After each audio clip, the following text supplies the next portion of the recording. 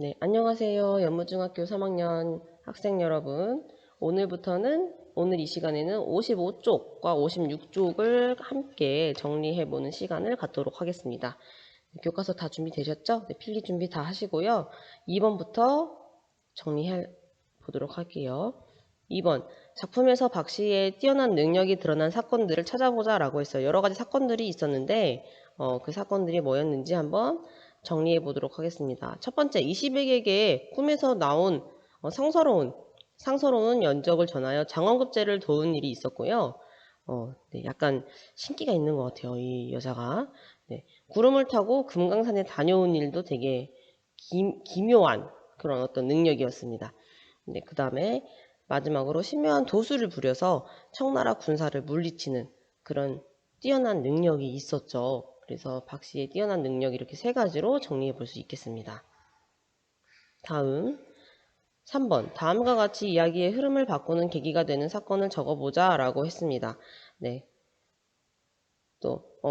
이 교과서를 보시면 20액이 박 씨를 박대하고 외면했는데 어떤 사건으로 인해서 20액과 박 씨의 사이가 좋아지는 어떤 사건이 있었고요. 그 다음에 박 씨가 가정에서 뛰어난 능력을 발휘하지만 인정받지 못했었어요. 그런데 박 씨가 가정에서도 인정받고 사회적으로도 능력을 발휘하여 국가를 위기에서 구한 그런 일이 있었습니다. 어떤 사건을 계기로 이렇게 바뀌었을까요? 네, 바로 박 씨가 애군에서 벗어나는 그런 사건이죠. 그래서 박 씨가 애군에서 벗어나서 허물을 벗고 변신해서 미인이 되는 그런 박색에서 절세가인으로 변신하는 그런 사건이 바로 이야기의 흐름을 바꾸는 계기가 되는 사건이 되겠습니다. 네. 다음 4번으로 넘어가 보겠습니다. 그러면 이 작품의 창작 의도가 무엇인지 친구들하고 이야기해보자 라고 했어요. 친구들이 이야기한 내용 선생님이 한번 읽어줄게요. 네, 역사 수업 시간에 배웠던 병자호란과 소설에 표현된 병자호란이 조금 다른 것 같아.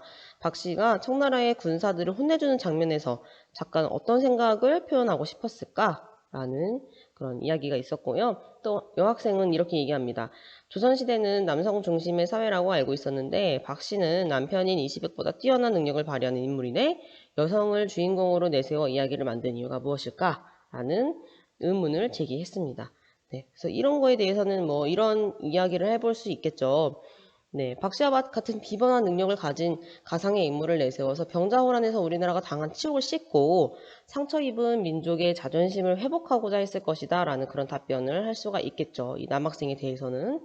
그다음에 여학생의 어떤 의문점, 궁금한 어떤 사항에 대해서는 탁월한 능력을 지닌 여성이 활약하는 장면을 구체적으로 제시하여 사대부 남성들의 무능력을 비판하고, 물론 모두가 다 무능력하다는 건 아니에요. 하지만 어떤 무능력한 사람도 있었겠죠. 여자보다도 못하는 그런 사람도 있었겠죠. 그래서 그런 사람을 좀 비판하고, 여성도 같은 그 동등한 인격체로서 어떤 인간으로서 뛰어난 능력을 발휘할 수 있다는 것을 보여주려고 했을 것이다 라는 그런 이야기로 정리해 볼 수 있겠습니다. 네, 다음 넘어가 보겠습니다. 이제 한 장 넘기셔서요 56쪽으로 넘어가 볼게요. 네, 다음 장면에서 나타난 당시 사람들의 삶의 모습을 말해보자 라고 했어요. 네, 가를 보시면요 이렇게 얘기합니다. 무슨 일이 있기에 남자가 먼저 무슨 일이 있기에 감히 장부의 과거기를 지책해야 한단 말이냐 이렇게 얘기하니까 이 여자가 급히 가서 서방님을 모셔오너라 이렇게 얘기합니다. 네, 이 모습 어떤 모습일까요?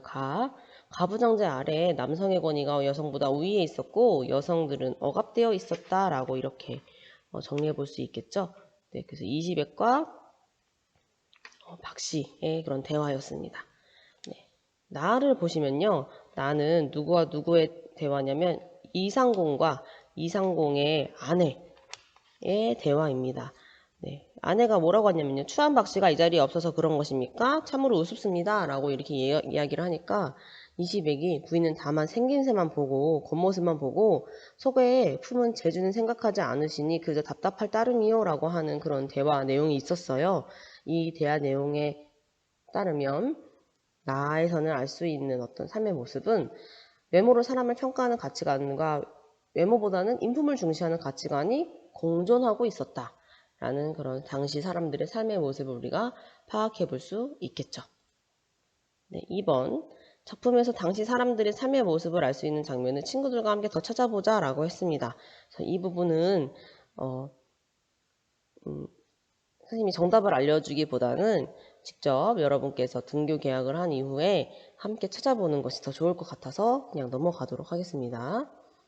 네, 3번. 작품에 드러난 삶의 모습이 오늘날과 어떤 점에서 같거나 다른지 비교해보자 라고 했습니다. 여러 가지가 있을 수 있겠죠? 네,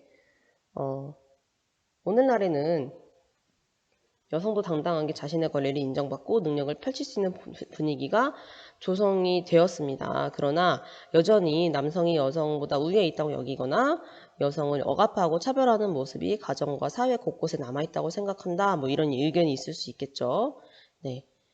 네, 외모로 사람을 평가하는 가치관은 오늘날에도 여전히 존재하지만 이상국의 생각처럼 외모보다는 능력이나 인품을 중시하는 바람직한 가치관도 우리 사회에 함께 존재한다라는 그런 의견도 있을 수 있겠고, 또 오늘날은 과거 제도는 없어졌지만 대신 유명한 학교에 진학하거나 이름난 직장에 취업하는 것을 출세라고 생각하는 경향이 있다.